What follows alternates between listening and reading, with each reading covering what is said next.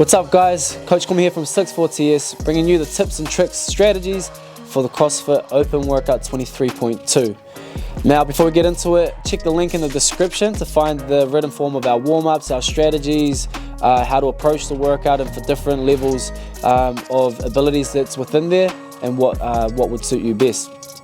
Now getting into the workout is an AMRAP for 15 minutes. It's 5 burpee pull-ups, 10 shuttle runs, and the workout will increase every round of burpee pull-ups by 5 each round until the 15-minute marker. Then we will be performing part B, which is going to be a 1 rep max thruster. So realistically, it's quite a simple workout. There's only 3 movements involved in the workout.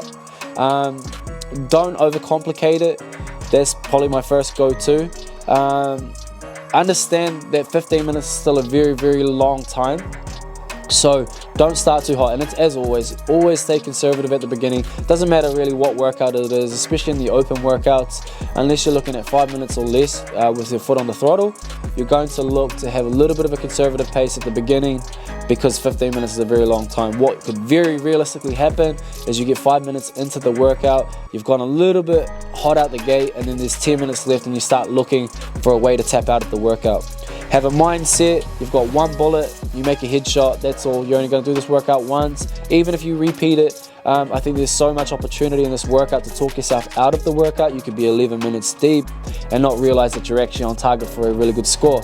The first few burpees per set are going to be quite harder than you think, and it's just changing that breathing pattern whilst you've gone running, heart rate spiked up a little bit, and then you start hitting the deck, you get compression on the chest, it's hard to get oxygen in. So this first few burpees, especially in the bigger sets, so not so much the 5 and the 10, the first few burpees are going to be a little bit harder than you think. So just understand that, and then you'll find your rhythm within those burpees to hold a consistent pace, at least for the middle section, and that's what you're gonna start to use the back end of the burpees to also taper off before we begin the shuttle run as well. When you get to the round of 15 or 20, especially if you're in the elite division, you're gonna get there at maybe the 20 burpee pull-up mark around halfway of the time frame for the workout. So it's only really realistically where the workout begins. Okay, so at set number 20, it's where the workout begins. If we think of the old CrossFit rep scheme of 1, 2, 3, 4, 5, 6 all the way to 10, once you've got to rep 8, 9 and 10, it's still only halfway of what you've just completed of those first 7 transitions and rounds. Same thing here. Once you get to the round of 20 and completion, you realistically, as you're an elite athlete, you're only about halfway through the workout. With the burpee pull-up, let's try and find a place on the ground where we mark our ground to put our hands. This might be a little bit of a chalk mark, it might be a tape mark, and this is so that every time you look down, you can trust that when your hands are hitting that marker, you can essentially get up from the burpee and jump and sight the bar as you're in the air, as opposed to getting down for the burpee, standing up, looking to find the bar, jump and then catch the bar. So do a couple of practice reps before you get into this. Sight the ground, jump, have your target on the ground, hit the ground with your burpee, and then jump as you're finding the bar, and you should have quite a smooth transition into that from the get-go. There is no hang requirement. Check the movement standards. There is no hang requirements. You don't have to start in a dead hang position. So by all means, you can use as much leg power to jump into the bar and then pull up with minimal arm pulling as possible. And that's our first recommendation. Now, this isn't going to last for everybody. There is going to come a point in time where for some people you might get away with that with maybe half the reps within a set, maybe half the reps within a workout, maybe none at all, because you need to utilize as much of the open big range of kipping motion from the kip swing. But ideally, if you can, you're going to cut down the rep time in half, especially the pulling portion, and then essentially you could have 3 burpees per 4 burpees versus somebody else in the same fashion that's doing a larger kip swing. What you're looking to do on that kip is as you jump, you're using that momentum once the hands get on the bar, and it's just a little bit of a knee pop. So it's the frontal portion of a typical kip swing for the pull-up. You use a little bit of knee pop, maybe a little bit of hip drive as well to get your chin over the bar. Now be very conscious that you're not driving up so fast and forward that you're landing quite a considerable amount in front of the bar.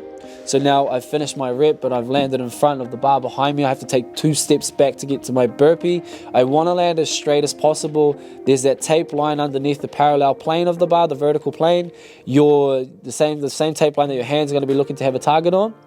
Your heels don't want to be further than the tape line than that when you come down. Okay, so just identify that in your warm-ups. If you're landing quite a considerable amount in front of the bar, you're going to be taking extra steps to get back behind the bar just to perform your burpee. So you can definitely control that. You might be getting to the bar with your chin over the bar and might just do a little bit of a push back to allow your weight to center itself as you come down.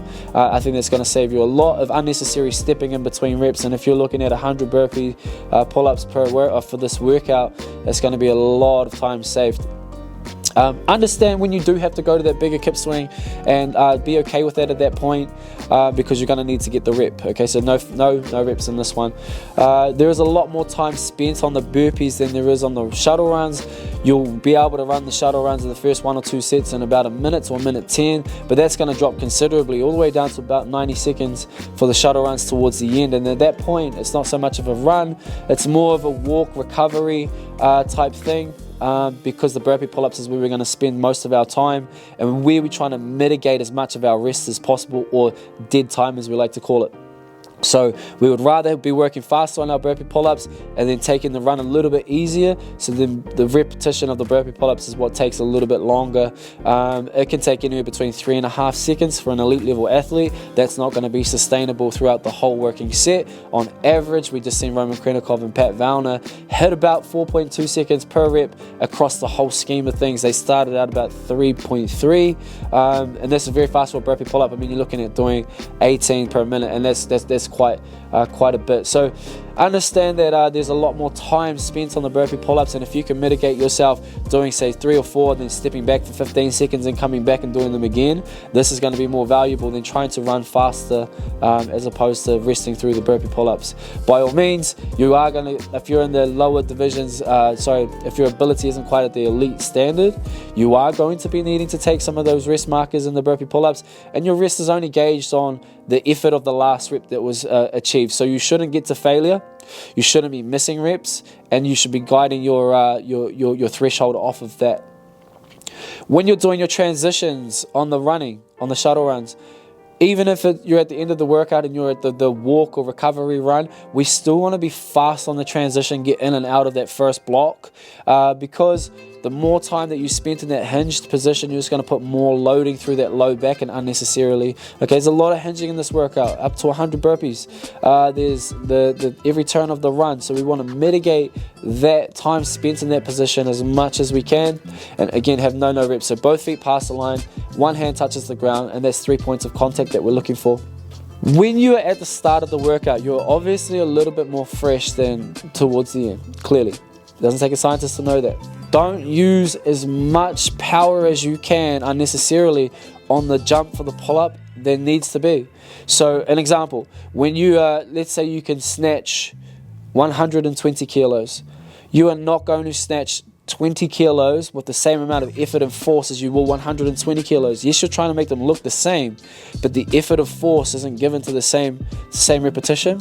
You're going to need that amount of energy later in the piece, so only give the rep what it requires at the start. Of course, you could probably jump up and only just touch the bar and your chin's already over, but don't waste unnecessary energy, and you won't even know that you're doing it without the concept of thought at the beginning. Okay, so only just find that moderate jump enough to help you use both the legs and the arms in synchronization, and then you can have enough of that spent for the back end of the workout.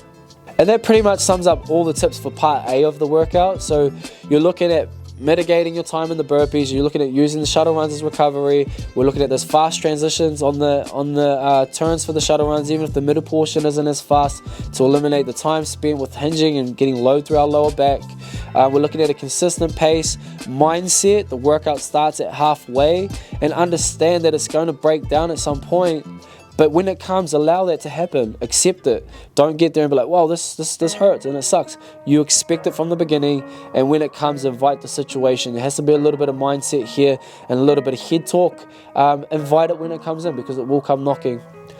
Moving forward to the thruster, and the first thing I want to mention here is just an equipment check. So if you've got by all means, you have ample time to change your shoes. So you can use running shoes for part A, and then you can take them off and you can use your weightlifting shoes for part B. By all means, if you're just wanting to do both in your general shoes, CrossFit shoes or whatever, that's fine as well. But just know that there is time for you to change and still get 4 to 5 quality lifts in. It's not important to jump to a big lift at the start. I highly recommend doing one that's well within the pocket, maybe 30-40% of your 1 rep max, just to get on the board, but more so your body to feel the movement, the technicalities of the movement and the movement positioning. And then we want to think about, are we squatting the thruster or are we power cleaning and then resetting our feet and then squatting into the thruster? If you squat clean your thruster, I would say that this is a very technical, proficient movement where you have to get the timing exactly right to the mid to back foot and have a straight line drive on that thruster to get it overhead. Now, a lot of times athletes haven't practiced that as much, and especially under the duress of this fatigue, that it lands slightly forward. You don't get as good a line drive as you want. You start stepping forward on the thruster overhead or the pushing portion. So for some athletes, it might be wise to power clean first, get it to the front rack, reset your feet to your squat stance, get a nice big breath brace position, and then drive your thruster from there. A big thing that we're looking for on that thruster is we want you to focus on it. Just one cue here is squeezing your quads as tight as you can. And even if you're watching this video, stand up out of your chair. Stand there, squeeze your quads as tight as you can. Don't let any of that tension go and try and squat down. What you'll notice there is that when you try to squat down, you can't, and if you did, you lost the tension in your quads. So what we don't want to happen in our thruster attempt in the workout itself, we've just done 15 minutes of good work. Hopefully we can capitalize here. We extend on the thruster, squeeze our quads as much as we can, and so that the quads don't re-bend and we accidentally dip down and jerk underneath the bar for a no rep. So we're trying to mitigate that as much as possible. And that's going to help with their squeezing quad tension and keep driving up through the barbell. Have your preset numbers that you're wanting to hit. In the warm-up, we're going to hit about 8 to 9 RPE of what we want to hit, or what our perceived exertion rate would be. So something heavy but not maximal. We're going to leave that for the workout itself. But again, make smart jumps. The first one is just going to be learning that movement again, and then the next weight might be 70% of your intended weight. It's going to be well within the pocket, not too much, and then 85 to 90% of what you're wanting to achieve, and then you're going to have about 2 good lifts from here as well, with about 2.5 minutes left on your clock. Think about it, that top end, taking the small hanging fruit. So we don't want to land on, for lack of a better number, 100 kilos, and then that was pretty tight for me. I know that there's some left in the tank there, and then I say, okay, cool, add 10 kilos, and then I try to attempt the 10 kilos and I get a near miss, and I leave without 10 kilos, but if I put on 6 or 7, I may have made that. 1 single kilo in this workout is going to be 1,000 places in the world. Every single kilo is so valuable that you must think, like, it's not too proud to think, hey, I've just made 100 kilos, that was a little bit hard, I've got enough time on the clock for one more lift. 101 kilos. Okay, it's small hanging fruit. Deal with that as best as you can in the situation, and but ultimately it's a great workout. Again, it's simple. We can overcomplicate it all we want, but at the end of the day, it's just a bit of capacity work, running and burpees, change your shoes out. We all know how to do a thruster. It's the CrossFit movement, and I think it should be a bit of fun. So get around your mates, get into the workout, have fun with it, make sure you hold yourself to the movement standards, and I hope you enjoy your time doing it. Cheers.